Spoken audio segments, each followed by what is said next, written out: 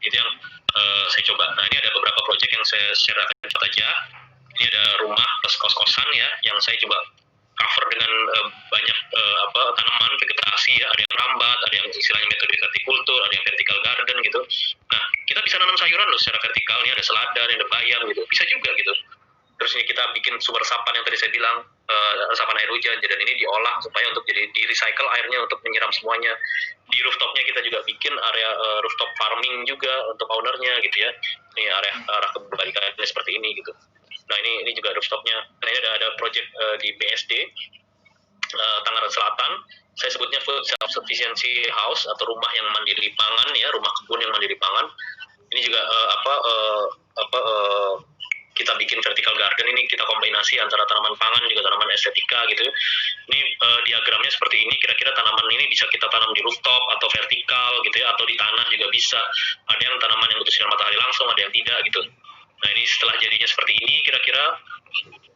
Nah, ini ada area rooftopnya ini masih 3D-nya, tapi setelah jadi seperti ini mungkin di foreground-nya nggak kelihatan, tapi ini intinya di kebun, ini di atap ini. Jadi benar-benar kita taruh tanah di atas gitu. Nah, ini metode vertikultur tadi, pot-pot yang disusun gitu ya. Bahkan irigasinya kita bikin sistem otomatis namanya drip ya, pakai selang-selang hitam gitu. Nah, ini tadi yang di cover ini project di Jagakarsa, masih under construction. Ini juga konsepnya hijau ya, ada yang ini kita pakai kontainer bekas untuk area studio ownernya karena dia bekerja di situ di rumah. Nah, ini ada area kamar tidurnya. Kita di atasnya kita pakai rooftop garden hanya rumput, tapi di atas ini yang masa bangunan ini kita rencana pakai area urban farming, dan ternyata di site itu ada pohon existing di tengah-tengah. Jadi kita nggak mau nebang pohon, malah bangunan yang ngalah gitu. Kita cowok seperti ini. Ya, ini jadi tampilan dari arah kebalikan ya, dari rooftopnya. Jadi orang bisa naik untuk berkebun di atas ini.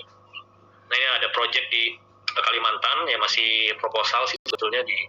Kita juga sama menggunakan sloping rooftop gitu ya. Jadi ini kita tanamin rumput, di bagian belakang ada urban farmingnya. Ini project fiktif sebetulnya, ada untuk pameran waktu itu di Bali. Namanya Rumah Satu Are di Bali itu artinya 100 meter persegi, jadi ini 5 kali 20. Dan di situ ceritanya ownernya itu suka berkebun juga. Jadi kita kasih area urban farmingnya menggunakan vertikultur dengan talang-talang seperti ini. Terus ini ada tanaman-tanaman rambat gitu ya. Ini project di Jogja juga masih in proposal gitu. Tapi rencananya kita menggunakan kearifan lokalnya bentuk joglo seperti ini. Tapi ada kontainer bekas yang di atasnya kita kasih rooftop garden juga untuk komunitas Jogja berkebun tadinya, untuk mereka bisa berkebun di atasnya gitu. Ini kira-kira ini juga kita pakai kontainer-kontainer untuk unit-unitnya. Nah, ini ada yang berkebunnya tadi. Ini ada restoran di Puncak ya, Cianjur. Ini juga sama menggunakan area metode sloping garden gitu. Jadi orang tuh bisa naik ke atas gitu sampai atap gitu. Nah, di bagian belakang ada urban farmingnya. Ini kompetisi UKI Universitas Kristen Indonesia di Cawang. Saya coba untuk mendesain bangunannya itu menggunakan selimut atapnya itu semuanya hijau gitu, kira-kira seperti itu. Ini proyek di Banyuwangi, sebuah resort, masih dalam proses perizinan sih. Ini kita menggunakan lokal konteks atau kearifan lokalnya, ini menggunakan rumah-rumah joglo osing kira-kira. Tapi kita pertahankan area-area sawahnya di situ, terus ada kolam empangnya untuk kita pertahankan supaya nanti pengunjung tuh bisa menikmati gitu kira-kira. Nah, ini public space ini ya, alhamdulillah kami pernah terlibat di programnya pemerintah yang namanya RPETRA di DKI Jakarta, Ruang Publik Terpadu Ramah Anak, waktu zamannya Pak Ahok Jarot saat itu. Dan kami mendesain 50 titik lokasi RPETRA di seluruh Jakarta. Jadi ya, mudah-mudahan alhamdulillah anak Jakarta tadi yang mungkin tidak punya tempat bermain ya sedikit banyak kita tambahkan ya, karena sekarang total sudah sekitar 300 RPETRA di seluruh Jakarta yang kita desain ya. Anak-anak akhirnya bisa bermain dengan bebas, ada public library-nya, ada arena bermain anaknya, dan lain-lain, mereka bisa berkumpul di sini. Nah, menariknya juga itu di situ ada guideline untuk membuat sebuah area urban farming walaupun kecil, tapi dengan adanya 300 titik RPETRA jadi ada 300 spot urban farming di situ. Bahkan ada beberapa RPETRA yang area urban farmingnya itu jadi bertambah gitu kira-kira. Nah, ini anak-anaknya bisa bermain dengan kualitas alat permainan yang cukup oke, karena ini impor juga ya. Ini proyek terakhir yang sebenarnya sudah selesai, cuma gara-gara COVID belum operasi, masih ditutup tamannya. Ini di Rorotan. Ini sudah zamannya Pak Anies Baswedan ya. Jadi kami mendesain ruang terbuka hijau. Ya, di sini Rorotan tuh ada sawah yang sangat luas dan masih abadi. Jadi kita tetap pertahankan sawahnya, bahkan kita bikin semacam deck itu supaya orang-orang kota ini bisa menyusuri sawah gitu. Terus ada gazebo-gazebonya, ada amphitheater dan shelternya, area parkir dan area urban farming yang diminta oleh warga juga. Ini area urban farmingnya. Ini jadi nanti warga itu bisa menyusuri sawah seperti ini, ada gazebo-nya, kira-kira seperti itu. Ini tadi area urban farmingnya yang kita desain dengan menarik ya. Yang penting Instagramable kalau buat orang-orang kota gitu, orang-anak milenial. Ini area amphitheaternya di mana shelter ini bisa jadi area publik ya. Misalnya ada pertunjukan, anak-anak orang-orang bisa nonton di sini. Kira-kira seperti itu. Jadi kesimpulannya yang tadi saya sempat sebutkan di atas, ya kita semua ya sebenarnya bisa berkontribusi untuk peduli terhadap lingkungan dengan passion kita masing-masing. Yang tadi saya bilang, mungkin ada yang suka bercocok tanam, ada yang suka menanam pohon yang lebih pohon keras, ada yang suka lebih ke vokasi atau istilahnya kampanye lingkungan atau macam-macam gerakan tanpa sampah dan lain-lain. Ya itu tuh tergantung dari kalian masing-masing dan pasti banyak jalur-jalurnya. Dan semoga sih semua anak Indonesia kedepannya lebih peduli sama lingkungan. Oke, terima kasih dari saya. Semoga semua sehat-sehat selalu. Assalamualaikum warahmatullahi wabarakatuh. Waalaikumsalam warahmatullahi wabarakatuh. Terima kasih Mas Sigit ya. Saya kira ini inspiratif sekali dari hasil-hasil karyanya Mas Sigit, bisa menjadi bisa menjadi referensi buat teman-teman kaum muda kita seluruh Indonesia ya. Jadi bagaimana kita harus mensikapi. Dengan waktu yang masih terbatas, saya akan mengambil beberapa pertanyaan nih Mas Sigit nanti. Saya pertama ambil dari Mas Firman dari Samarinda. Itu kalau di kolom chatnya ini terkait dengan apakah perlu merombak tata kota karena banyak area rendah di tengah kota dan dengan merubah bangunan yang sudah mangkrak menjadi RTH.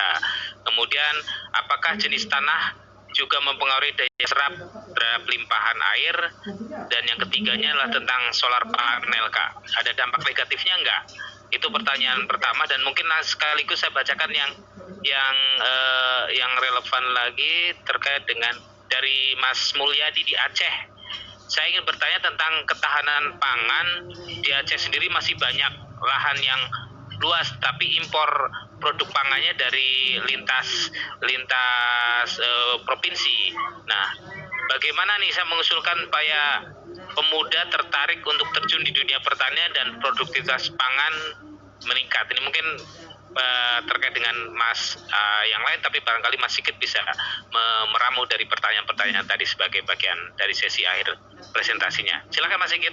Iya. Yang pertama dari Samarinda ya. Jadi sebetulnya nggak hanya di Samarinda, banyak kota-kota di Indonesia ya, bahkan di dunia. Kalau sekarang kita ngomong Indonesia aja juga, yang menurut saya juga tadi itu kadang-kadang itu kebablasan ya dalam membangun gitu ya.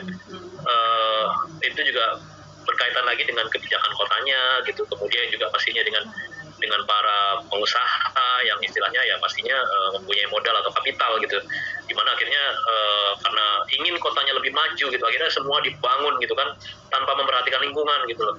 Jadi ya termasuk ya akhirnya banyak bencana yang terjadi ya, yang kita sering tahu sih banjir atau mungkin erosi ya, longsor gitu ya, atau yang kemarin seperti Sulawesi Tengah itu yang likuifaksi itu juga saya yakin juga pasti ada kaitannya juga dengan pembangunan kota gitu ya, yang tidak terkendali, tidak terkontrol, dan akhirnya jadi merusak lingkungan gitu loh.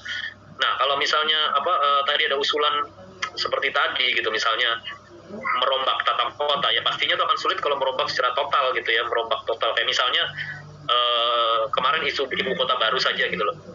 Ya kan karena saya kan di perkotaan dan jadi mengikuti ya isunya, ada isu tentang bagaimana kalau kita pilih satu kota aja gitu, terus kemudian dirombak dan dirancang dengan lebih baik gitu, atau benar-benar mencari lahan baru gitu. Akhirnya memang yang dipilih kan mencari lahan baru kan di Penajam gitu kan.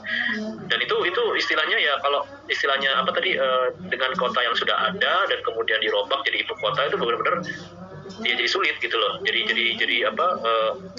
PR-nya lebih besar gitu, kira-kira seperti itu. Jadi kalau merubah total tuh mungkin akan sulit. Tapi kalau tadi salah satu usulan merubah bangunan yang sudah mangkrak menjadi RTH itu ya ide menarik sebetulnya ya. Tapi kan juga tergantung dengan kebijakan pemerintahnya lagi kan ya, pastinya terkait perizinan, kemudian status lahan di situ apa, karena kan merubah fungsi kota itu, fungsi lahan itu pasti prosesnya panjang gitu. Misalnya dalam satu kota yang tadi saya bilang di RT RW itu ada beberapa zona ya, misalnya itu zonanya sudah zona ekonomi, kemudian mau diubah menjadi zona hijau, itu pasti prosesnya panjang, harus melalui DPRD segala macam baru jadi bisa boleh gitu loh. Atau yang tadinya lahan hijau diubah menjadi zona ekonomi atau perniagaan atau apapun perumahan, itu juga itu malah yang sering kayak gitu lahan hijau tapi malah jadi berubah jadi lahan perkerasan atau lahan perniagaan yang malah sering jadi gitu, dan boleh-boleh aja gitu kok, malah kebalikannya jadi susah. Tapi kayak gitu jadi untuk merubah itu bisa ya fungsi lahan itu. Kalau lahan, makanya tadi bangunan sudah mangkrak itu di situ fungsinya apa? Kalau ternyata memang fungsinya zona ekonomi kemudian diubah jadi zona hijau, ya harus diubah dulu RT RW-nya, dan itu melalui proses harus DPRD lah segala macam itu baru boleh gitu loh. Jadi ide yang bagus, sebenarnya cuma lagi-lagi memang sulit. Saya yakin sih di banyak kota dan kabupaten Indonesia itu sebetulnya kalau mereka memang punya tujuan atau visi yang bagus tentang kota hijau gitu ya, itu saya yakin mereka sebetulnya juga sedang berusaha gitu mencari lahan hijau di mana sih gitu. Maksudnya mencari lahan baru, ya biasanya itu dibeli oleh pemerintah kemudian jadi lahan hijau. Biasanya seringnya seperti itu, karena saya terlibat di beberapa proyek di Pemprov DKI itu, Dinas Pertamanan dan Hutan Kota itu seperti itu. Mereka mencari lahan yang terbengkalai atau ada rumah atau bangunan yang ingin dijual, kemudian pemerintah membeli dan menjadikan lahan hijau, tapi mungkin hanya menggunakan hak guna bangunan gitu ya, bukan hak milik gitulah istilahnya. Jadi ya karena pemerintah istilahnya nyewa gitu, itu bisa jadi lahan hijau sementara gitu, seperti itu gitu. Terus kemudian yang yang dari Aceh ya, kalau menurut saya sih kita karena di dalam satu negara sih ya, itu sebaiknya memang pasti istilahnya mempunyai prioritas dan mempunyai kelebihan dan kekurangan masing-masing dari potensi dari masing-masing daerah. Jadi sebaiknya sih kita tetap kalau menurut saya ya, kita tetap mengangkat kearifan lokal, khususnya mungkin kayak misalnya pangan gitu. Pangan lokal itu maksudnya lebih fokus di situ saja gitu loh. Jangan dipaksakan juga, misalnya ini juga yang sering saya dengar gitu ya, dan sering saya diskusi dengan penggiat lingkungan gitu, penggiat kesehatan dan lain-lain. Itu semua orang Indonesia itu kesannya itu dipaksa harus makan nasi gitu loh. Yang tadinya mungkin orang Maluku, orang Papua itu makannya sagu karena memang kearifan lokal di sana seperti itu, tapi kenapa harus dipaksa jadi makan nasi gitu loh. Jadi sebaiknya tidak seperti itu. Maksudnya ya pangan lokalnya di sana apa, dan itu coba dikembangkan dan jadi komoditas yang potensial di situ gitu. Jadi tidak harus dipaksakan, kamu harus nanam nasi semuanya, harus nanam beras semuanya di sana, nanam padi semuanya di sana. Itu tuh tidak bisa seperti itu. Jadi lebih baik kearifan lokal itu kita tingkatkan gitu loh. Dan itu karena makanya yang tadi saya bilang, kita dalam satu negara, sebaiknya ya kita mending ya barter gitu. Daerah ini mempunyai kelebihan pasokan apa, daerah sana pasokan apa, ya kita coba adakan kerjasama secara multi istilahnya yang saling menguntungkan gitu kira-kira. Jadi tidak harus di Aceh misalnya pertanian, tapi mungkin istilahnya ke taman pangan lokalnya itu ada jenis tertentu, tapi dipaksakan karena harus punya kemandirian pangan. Nggak harus juga seperti itu. Kalau menurut saya lebih baik ya kita saling biasa makan sagu ya sagu, jangan dipaksa makan nasi gitu ya. Iya kadang-kadang seperti itu gitu. Oke. Ya baik, saya kira ini banyak sekali pertanyaannya. Mungkin nanti saya minta maaf kalau kepada para penanya yang belum itu, dan saya kira minta nanti Mas Sigit bisa merespon mungkin yang masih belum terjawab.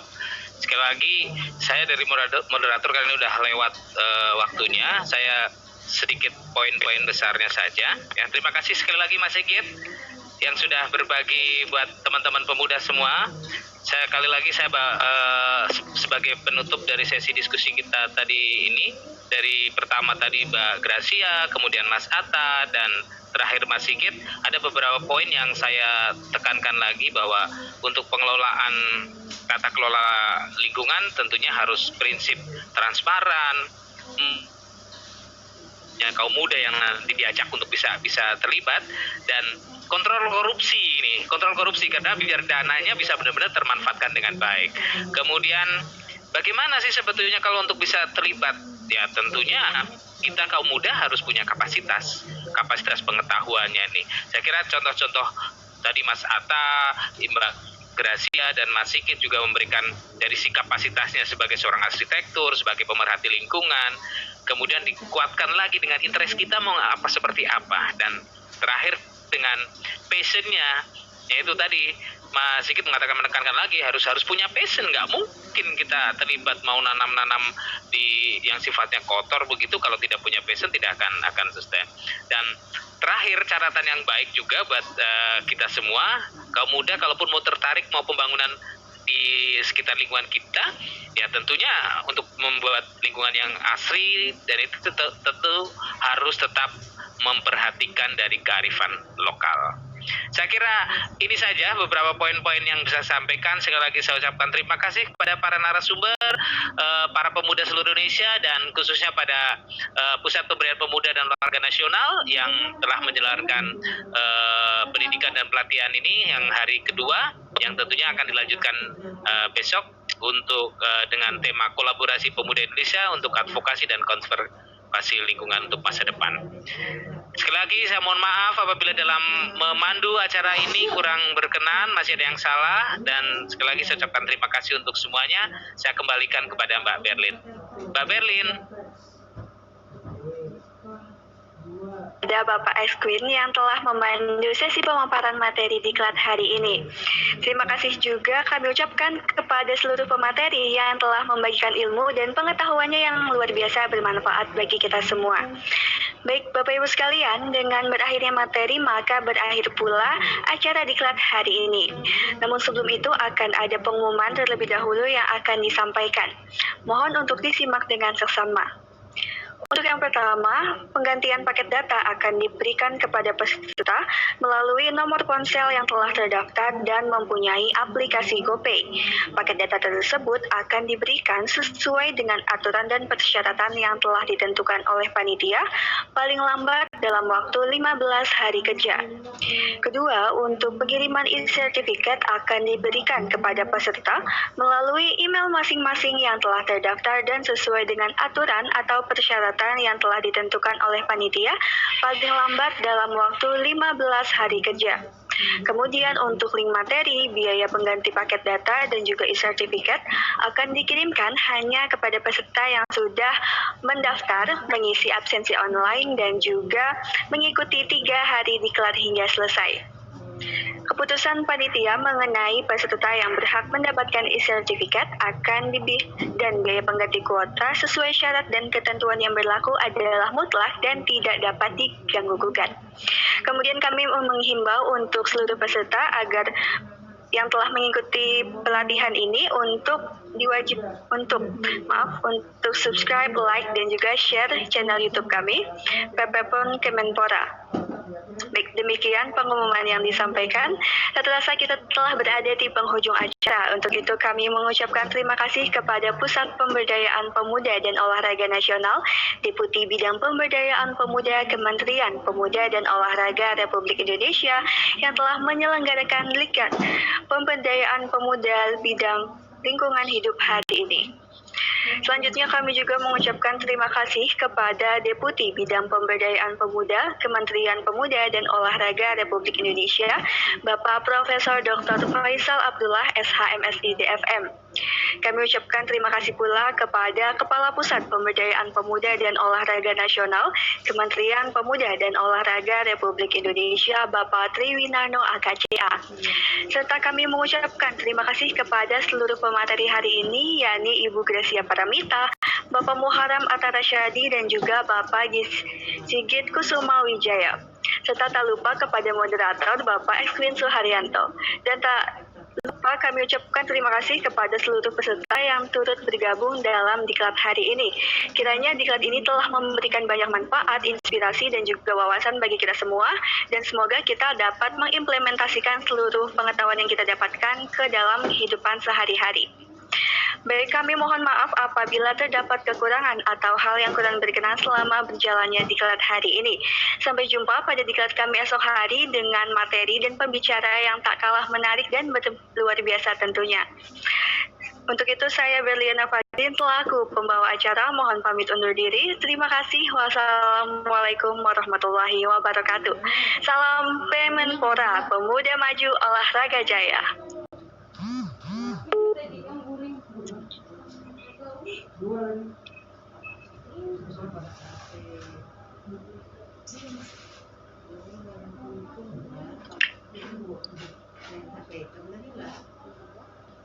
Bapak Ibu, saya izin pamit ya. Terima kasih banyak. Langsung pindah ke sebelah. Pak Bagus, teman-teman semua, semua fasilitator, narasumber, Mas Dian, mohon pamit. Langsung live. Ya, terima kasih Pak. Ya.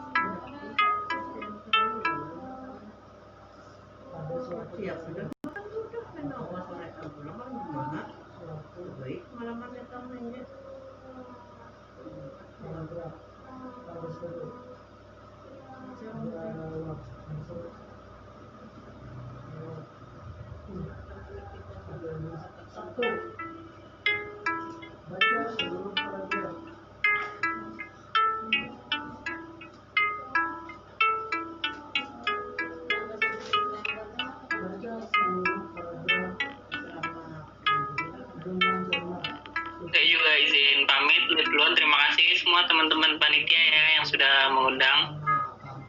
Terima kasih juga Pak. Yuk, mari. Salam kenal Mas Anta, terima kasih semuanya. Terima kasih. Iya, terima kasih juga Bu. Dan selalu. Ya. Sebenarnya